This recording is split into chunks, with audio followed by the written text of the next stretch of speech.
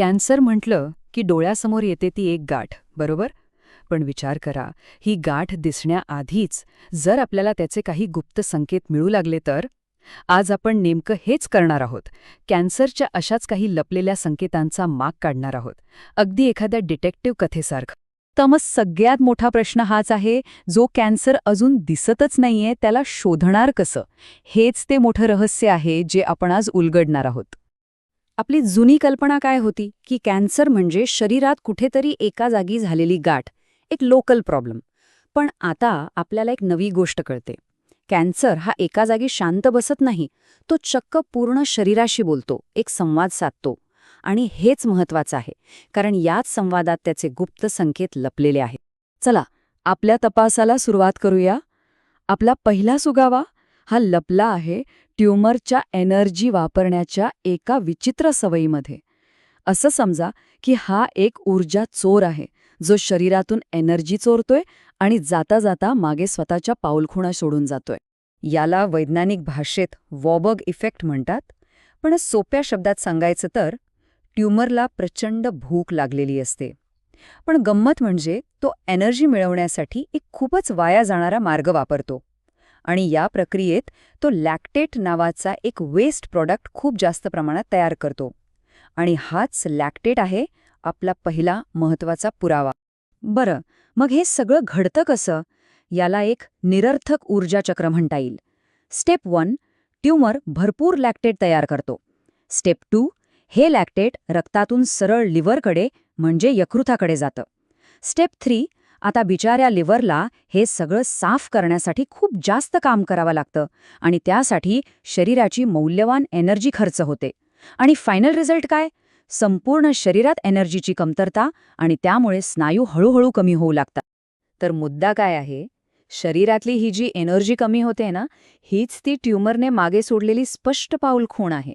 या एका मेटाबॉलिक फुटप्रिंटवरून आपण अंदाज लावू शकतो की शरीरात कुठेतरी एक लपलेला आणि धोकादायक ट्यूमर असू शकतो. ओके, तर पहिला सुगावा आपल्याला मिळाला. आता वळूया आपल्या दुसऱ्या क्लूकडे. हा क्लू आहे ट्यूमरच्या कम्युनिकेशन स्किल्सबद्दल. हो, ट्यूमर शरीरातल्या दूरच्या भागांशी कसा संवाद साधतो, जणू काही तो सिक्रेट मेसेजेस पाठवतोय. या गुप्त मेसेंजर्सना म्हणतात एक्झोसोम्स. हे काय आहेत? तर कॅन्सर सेल्सनी सोडलेली छोटी छोटी पार्सल्स किंवा पॅकेजेस आहेत असं समजा. आणि या पॅकेजेसमध्ये काय असतं? तर ट्यूमरला वाढायला मदत करणाऱ्या गोष्टी, म्हणजे जेनेटिक इन्स्ट्रक्शन्स आणि काही खास प्रोटीन्स.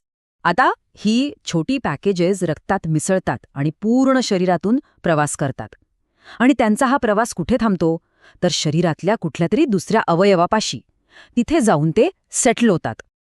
आणि ह्या पॅकेजेसचं एक मिशन असतं, एकच ध्येय. ज्या नवीन अवयवात ते पोचलेत ना, तिथलं वातावरण पूर्णपणे बदलून टाकायचं. म्हणजे काय? तर त्या जागेला कॅन्सरच्या पेशींसाठी तयार करायचं. जणू काही मुख्य ट्यूमरच्या आगमनासाठी तयारी सुरू झालीय. आणि इथेच तर खरी गंमत आहे. जर आपण ब्लड किंवा युरिन सॅम्पलमधून हे सिक्रेट मेसेजेस म्हणजे हे एक्झोसोम्स पकडू शकलो, तर आपण अक्षरशः ट्यूमरचे पुढचे प्लॅन्स वाचू शकतो. आणि या जबरदस्त टेक्नॉलॉजीला लिक्विड बायोप्सी असं म्हणतात. ठीक आहे, 2 महत्त्वाची सुगावे आपल्या हाती आहेत.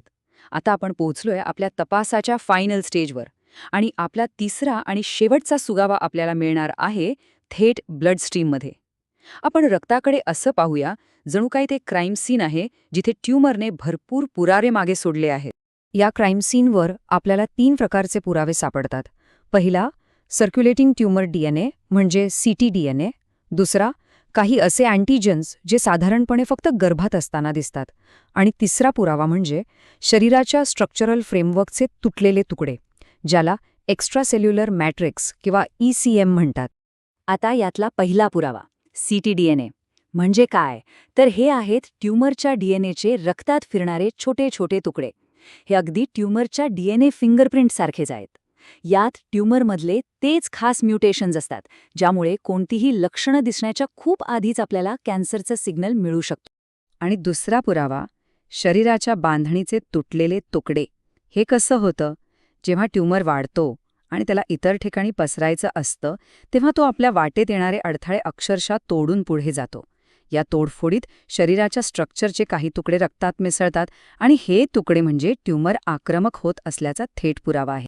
तर आता आपल्याकडे 3 वेगवेगळे पण खूप महत्वाचे सुगावे आहेत.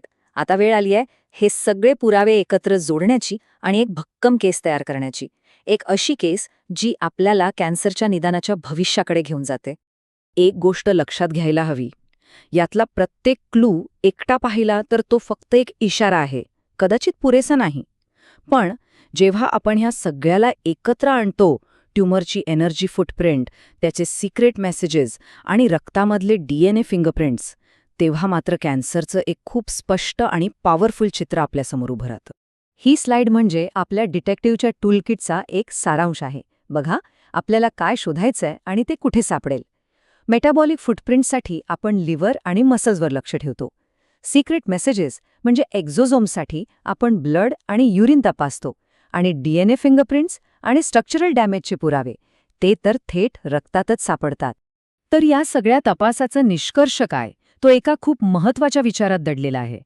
भविष्यात कॅन्सरचं निदान करण्यासाठी आपल्याला फक्त त्या एका गाठीकडे पाहून चालणार नाही, तर आपलं लक्ष त्या गाठीमुळे पूर्ण शरीरात होणाऱ्या बदलांकडे वळवावं लागेल. हेच आहे प्रेडिक्शनचं भविष्य. आणि मग आपल्याला आपल्या सुरुवातीच्या प्रश्नाचं उत्तर मिळतं. जो कॅन्सर दिसत नाही त्याला कसं शोधायचं? तर उत्तर हे आहे की आपल्याला थेट ट्यूमर शोधायचा नाहीये, तर त्या ट्यूमरमुळे पूर्ण शरीरात जे सूक्ष्म संकेत, जे इको किंवा प्रतिध्वनी उमटत आहेत, त्यांना ऐकायचंय आणि ओळखायचंय. तर जाता जाता एका प्रश्नावर विचार करूया. काय होईल जर कॅन्सरशी लढण्याचं भविष्य फक्त उपचार करणं नसेल, तर तो होण्याच्या खूप आधीच त्याचं भाकीत करणं असेल तर? विचार करा, या एका बदलामुळे मेडिकल सायन्स कितीतरी पुढे जाईल, नाही का?